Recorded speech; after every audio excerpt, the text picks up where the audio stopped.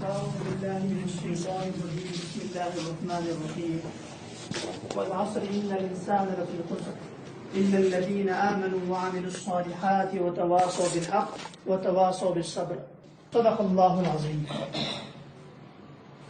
گزشتہ دروس میں ہم نے ایمان کی تعریف پڑھی تھی اور اسلام کی تعریف پڑھی ہے۔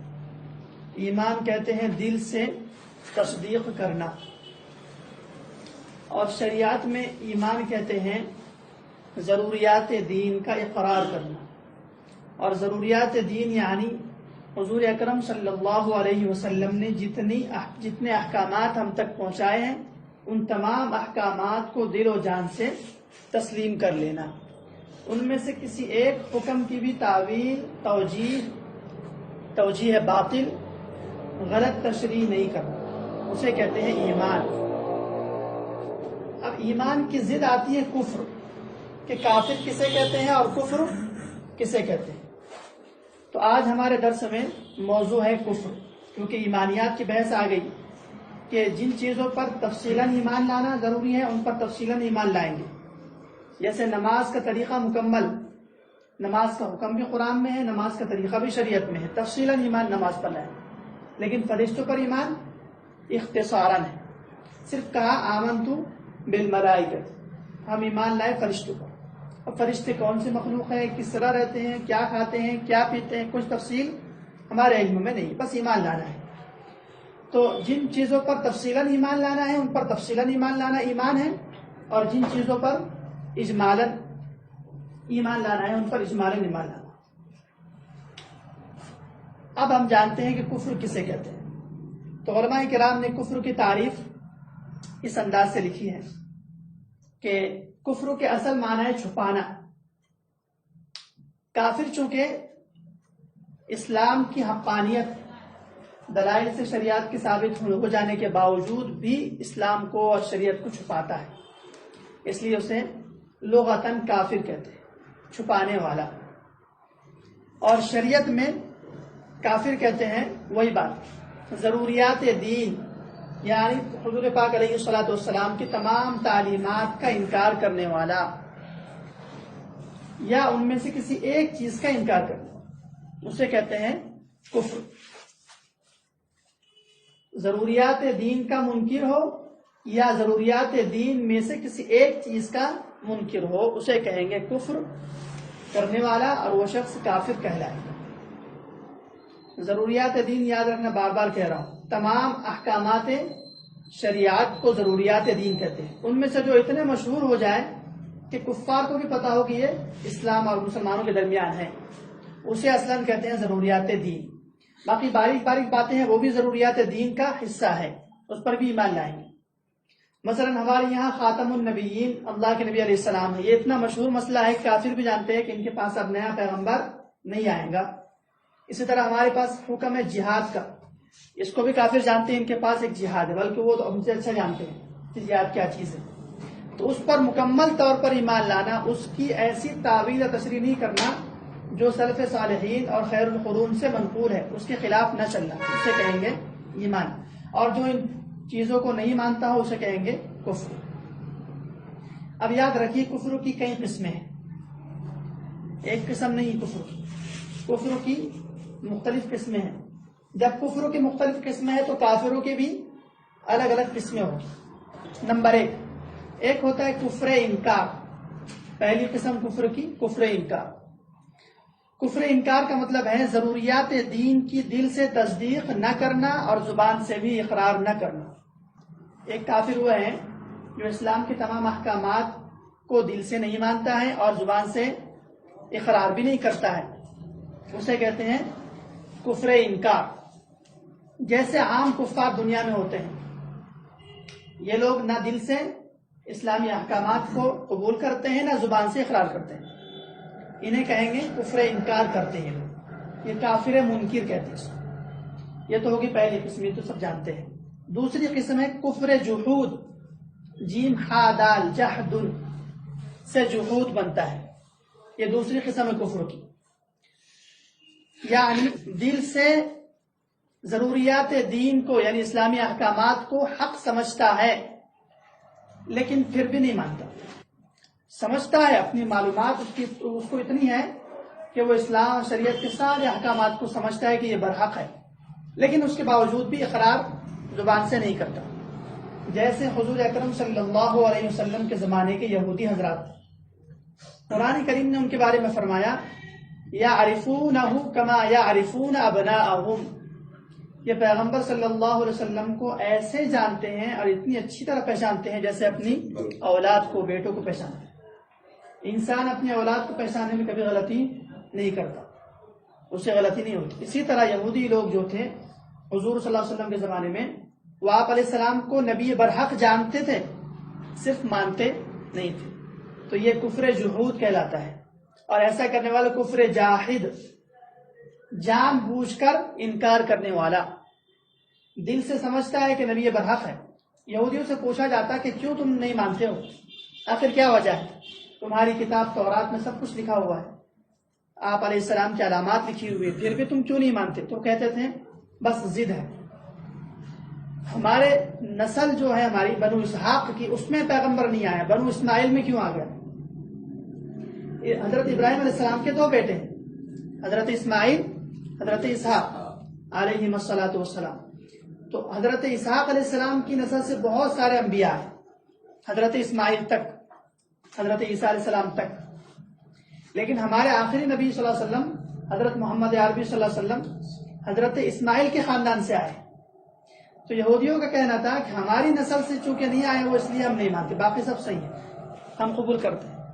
یہ جو یہودی تھے حضور پاک علیہ السلام کے زمانے میں، یہ کفر جحود کرتے تھے، جان بوجھ کر دل سے سب کچھ مانتے ہوئے بھی انکار کرتے. یہ دوسری قسم. تیسری قسم ہے کفر عناد. عناد کہتے ہیں دشمنی کو. کفر عناد، دشمنی. کیا مطلب؟ دل سے ضروریات دین کو قبول کر کے زبان سے اقرار بھی کرنا. ایک آدمی دل سے شریعت کے تمام احکامات کو قبول کرتا ہے اور زبان سے اس کا اظہار بھی کرتا ہے، لیکن اس کے اندر ایک خامی ہے، اس لیے وہ کافر. وہ خامی یہ ہے کہ دوسرے جو مذاہب ہے اس کو بھی مانتا ہے، اسلام کے تمام احکامات کو مانتا ہے، زبان سے اقرار بھی کرتا ہے، لیکن کہتا ہے یہودیت بھی ٹھیک ہے، کبھی تورات پر بھی چلوں گا، کبھی کہتا ہے عیسائیت بھی ٹھیک ہے، وہ بھی جنتی ہے، یہودی بھی جنتی ہے.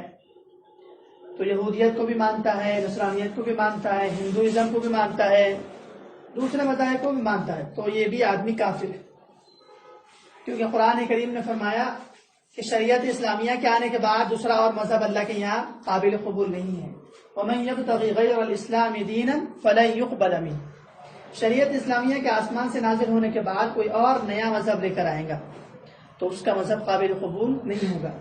اللہ کے نبی نے فرمایا حدیث میں لَوْ كَانَ مُوسَى حَيًّا لَمَا وَسِعَهُ إِلَّا اتِّبَاعِي، کہ اگر موسیٰ علیہ السلام بھی میرے زمانے میں حیات ہوتے تو انہیں بھی میری شریعت پر عمل کرنے کے سوا چارہ نہ ہوتا. اور حضرت عیسیٰ علیہ السلام بھی آخر زمانے میں نازل ہوں گے تو شریعت محمدیہ پر ہی عمل کریں. نبی تو رہیں گے لیکن عمل ہماری شریعت پر کریں. تو ایسا آدمی جو ہماری شریعت کو دل سے جانتا ہو، مانتا ہو، زبان سے اقرار بھی کرتا ہو، یعنی پکا مسلمان ہو، لیکن ساتھ ساتھ کسی اور مذہب کے بھی حق ہونے کا اقرار کرتا ہو، تو ایسا آدمی بھی کافر. یہ ہے کفر عناد. تیسری قسم. ایک چوتھی قسم ہے، اسے کہتے ہیں کفر نفاق، اور یہ سخت قسم ہے.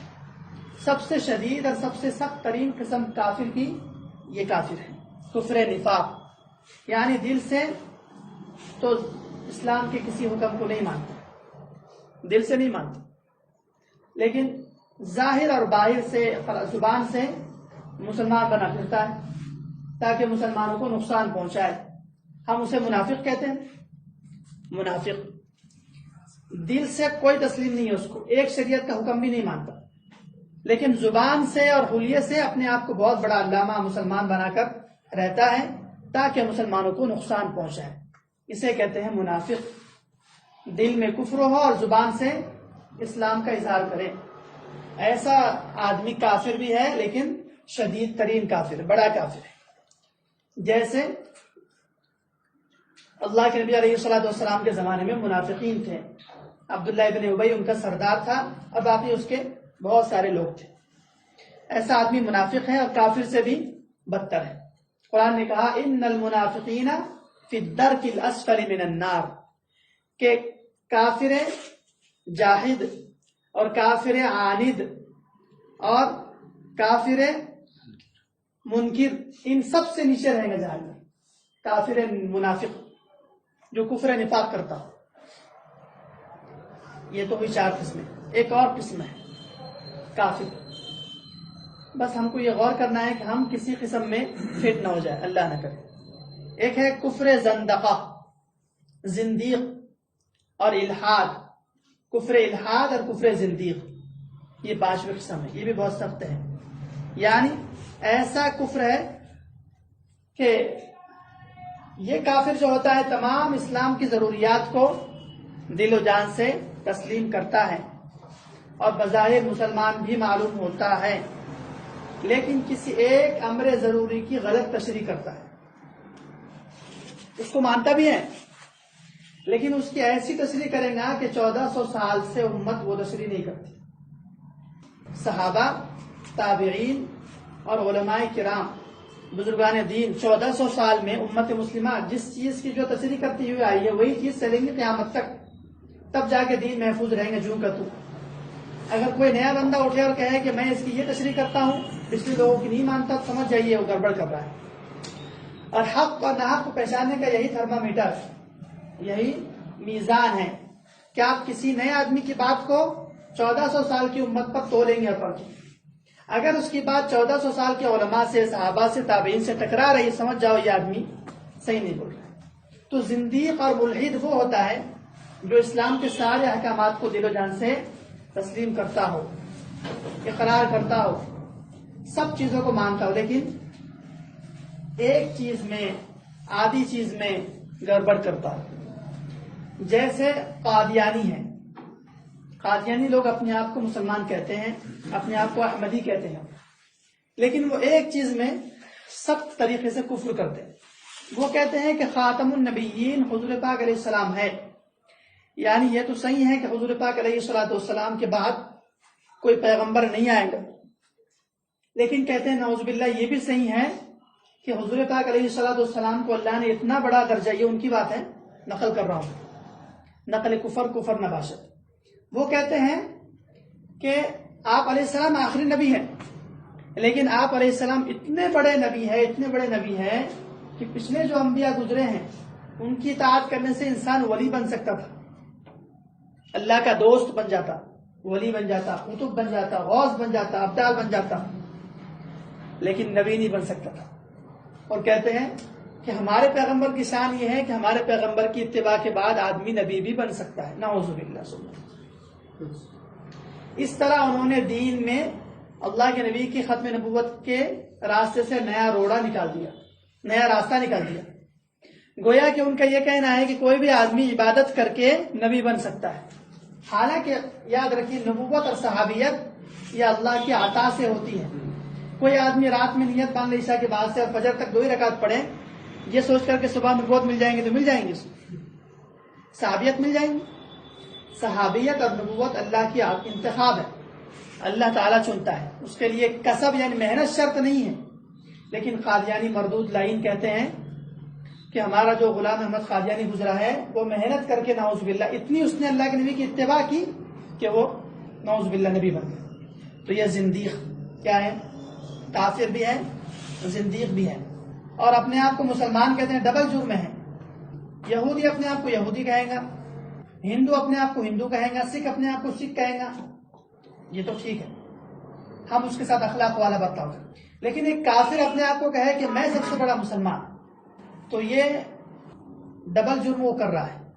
ایک تو عملاً کفر کرتا ہے اور دوسرا اس کفر کو اسلام کہہ کر لوگوں کو بیوقوف بناتا ہے. اس لیے ہم قادیانیوں سے نفرت بھی کرتے ہیں اور ان کے ساتھ معاملات، ان کے ساتھ نکاح، ان کو سلام سب حرام ناجائز سمجھتے ہیں. یہ کافر زندیق ہے. تو زندیقیت والا کفر سمجھ میں آ گیا؟ وہ آدمی جو تمام اسلام کو مانے، ایک چیز کی غلط تشریح کرے. غلام احمد قادیانی کو انگریز نے کھڑا کیا تھا، اسی طرح وہ جہاد کی بھی غلط تشریح کرتا ہے. اس کو کھڑا کیا تھا کہ مسلمان ہندوستان میں جہاد کر رہے تھے اس زمانے میں، تو انگریز نے کہا تھا کہ تم جہاد کے خلاف ایسی کوئی روایت لاؤ، ایسی کوئی بات کر دو جس سے مسلمان جہاد سے دور ہو جائے، جہاد سے دور ہو جائے نمبر 1، یا پھر جہاد کی ایسی تشریح کریں جس سے کافروں کو، یہود نصارہ کو کوئی نقصان نہ، یا کسی اور چیز کو جہاد کر بیٹھے۔ قادیانی نے، علماء کہتے ہیں، اس نے خود اقرار کیا ہے کہ میں نے جہاد کو ختم کرنے کے لیے اتنی کتابیں لکھی ہیں کہ الماریاں بھر جائیں اور کئی اونٹوں پر لادی جائے، اپنے نام سے، پرائے نام سے، فرضی ناموں سے اس نے کتابیں لکھی اور کہا کہ ہندوستان سے جہاد ختم ہو گیا۔ اس زمانے میں علماء دیوبند جہاد کر رہے تھے، تو اصل اس کا ٹارگیٹ تھا کہ لوگ ان کی مانتے ہیں، اگر یہ فتویٰ دیں گے تو لوگ جہاد کرنے لگیں گے، اعلان کر دو۔ اس کے لیے انگریزوں نے اس کو ایک چال سکھائی تھی۔ احادیث میں آتا ہے کہ حضرت عیسیٰ علیہ السلام جب دنیا میں تشریف لائیں گے دوبارہ، تو ایک جنگ ہوگی یہودیوں سے۔ مقام لد ایک بستی ہے، پینٹاگون کے بالکل قریب میں ہے، جو ان کا شہر ہے۔ اور لد جو بستی انہوں نے آباد کی 1948 میں یہودیوں نے، اور وہاں یہودیوں کا فضائیہ ہے، ایئرپورٹ ہے، بس بستی آباد نہیں ہے، اور اس کے قریب پھر وہ کئی کلومیٹر پر ان کا کیپٹل ہے پینٹاگون۔ تو وہ جو لد بستی ہے، وہاں حضرت عیسیٰ علیہ السلام دجال کو قتل کریں گے جب آسمان سے نازل ہوں گے فجر کے وقت۔ اس کے بعد فوراً امام مہدی کے ساتھ جہاد پر نکل جائیں گے، اور یہودیوں کی اور اس مسلمانوں کی آخری جنگ ہوں گی۔ اور حدیث میں ہے کہ یہودیوں کو مسلمان چن چن کر قتل کریں گے، اور یہودی درختوں کے اور پتھروں کے پیچھے چھپتے پھریں گے، تو ہر درخت اور ہر پتھر مسلمان سے کہیں گا کہ اے مسلمان یہاں آؤ اور میرے پیچھے یہودی چھپا ہے، اس کو قتل کرو۔ لیکن ایک درخت ایسا ہے جو کہیں گا، جو کچھ نہیں کہیں گا، یہودیوں کے بارے میں خاموش ہو جائے گا، وہ ہے غرقد کا درخت۔ تو اس جنگ کے بعد دنیا سے یہودیت ختم ہو جائے، اور اس کے بعد حدیث میں ہے کہ جہاد بھی ختم ہو جائے گا، کیونکہ دنیا میں کوئی کافر بچے گا، پوری دنیا میں اسلام غالب ہو جائے اور صرف مسلمان ہی رہیں گے۔ تو اس وقت ایک وقت ایسا آئے گا جب جہاد ختم ہوگا۔ اس سے پہلے، دجال کے آنے سے پہلے تک جہاد مسلسل اللہ کے نبی کے زمانے سے اب تک چل رہا ہے۔ آج بھی بہت سے سرفروش اور اللہ والے غریب فقیر قسم کے لوگ جنگلوں میں جہاد کر رہے ہیں، ہم تو دوسری چیزوں کو جہاد سمجھ رہے ہیں، دوسرے اعمال کو۔ تو وہ روایت انہوں نے قادیانی کو بتائی کہ دیکھو حضرت عیسیٰ آئیں گے نا، اس وقت جہاد ختم ہو جائے گا، تو ایک کام کرو، تم عیسیٰ بن جاؤ، نعوذ باللہ، کیا بن جاؤ؟ تم عیسیٰ بن جاؤ اور اعلان کر دو کہ جہاد ختم، جہاد ختم۔ چنانچہ اس نے ایسے کیا، مردود نے پہلے عالم بنا، اس کے بعد اوپر چڑھتا رہا، ولی بنا، پھر ترقی کرتے کرتے کرتے عیسیٰ ہونے کا دعویٰ کر دیا، اور یہ بھی دعویٰ کر دیا کہ جہاد ہندوستان سے ختم ہو گیا۔ تو بہرحال جہاد کی اس نے ایک تو یہ تعبیر بتائی کہ جہاد ختم ہو گیا، دوسری تعبیر اس نے یہ بتائی یا قادیانی نے کہ جہاد لڑنے کا نام نہیں ہے، جہاد تو بہت مجبوری میں، ہم خود سے تو جہاد کرتے ہی نہیں، کوئی ہم کو چھیڑے تو پھر دیکھیں گے۔ اسلام میں لڑنا بھیڑنا، مارنا دھاڑنا یہ ہے ہی نہیں، یہ اس کی کیا کر رہا ہے، غلط تشریح کر رہا ہے جہاد کی۔ ہم صرف امن والے لوگ ہیں، اسلام تلوار سے نہیں پھیلا، اسلام اخلاق سے پھیلا، یہ اسی کا دیا ہوا نعرہ ہے۔ اس طرح اس نے جس طرح ختم نبوت پر غلط تشریح کی، اس طرح جہاد کے معنی بھی غلط کیے۔ تو آج امت کی بہت سی جماعتیں ایسی ہیں، دینی جماعتیں، جو جہاد کے معنی غلط کرتی ہیں یا اپنے اوپر جہاد کو فٹ کرتی ہیں کہ ہم جہاد کر رہے ہیں۔ بلکہ میں تو کہتا ہوں کہ ہر جماعت یہ سمجھتی ہے میں جہاد کر رہا ہوں، جبکہ صحابہ نے شہادت والا جہاد کیا، جو جہاد صحابہ نے کیا وہی جہاد اصل جہاد ہو۔ وہ ایک فریضہ ہے، قرآن میں ہے کتب علیکم القتال وہو کرہ لکم، جیسے کتب علیکم الصیام ہے، تم پر روزے فرض کیے گئے، اسی طرح کتب علیکم القتال ہے۔ تو مقصد یہ ہے کہ کوئی جماعت اس وقت تک دائرہ اسلام میں رہیں گی جب تک کہ کسی فریضے کی غلط تشریح نہ کرے۔ سارے دین کو مانتے ہیں لیکن ایک فریضے کی غلط تشریح کرتے ہیں۔ اب بتائیے جہاد کی جو تشریح 1400 سال سے چلی آ رہی وہ کیا ہے؟ یہی ہے نا، صحابہ تابعین بزرگان دین کی تو لاشوں کی لاشیں ہیں میدانوں۔ 1400 سال کی امت نے شہادتیں پیش کی ہیں اور عملاً بتایا کسے کہتے ہیں جہاد۔ اب ہم ہیں کہ دینی دوسرے کاموں کو جہاد کہتے ہیں، تو یہ غلط تشریح ہو رہی ہے۔ تو کسی بھی دین کے اہم فریضے کی غلط تشریح کرنا اس کی ایسی تعریف کرنا جو 1400 سال کی امت جس سے واقف نہیں ہے، اسے کہتے ہیں الحاد، زندیقیت. اور ایسا آدمی رفتہ رفتہ پھر کفر تک پہنچ جاتا ہے. یہ چوتھی اور پانچویں قسم ہے کفر زندیقیت. 5 تعریفات آپ کے سامنے آ گئی، 5 قسمیں آ گئی.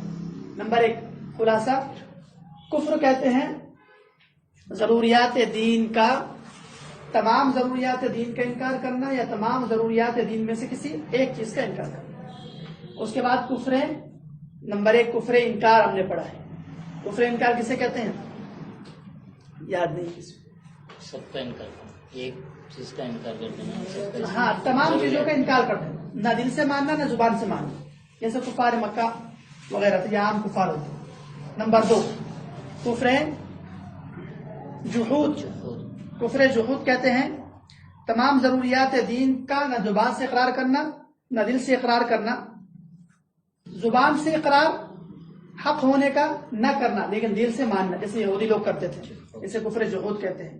نمبر 3 کفر عناد ہے، تمام اسلام کی تعلیمات کو مانتے ہوئے دوسرے مذاہب کو بھی مانتے رہنا، اسے کہتے ہیں کفر عناد. کفر نفاق تو جانتے ہی آپ، دل میں کفر ہو اور زبان سے اسلام کا اقرار کریں.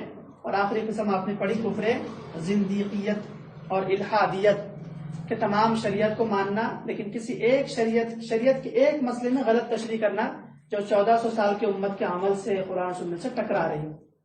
اللہ تعالی ہم سب کو کفر سے، ہماری نسلوں کو کفر سے بچائے اور ایمان پر قائم دائم فرمائے. وآخر دعوانا الحمدللہ.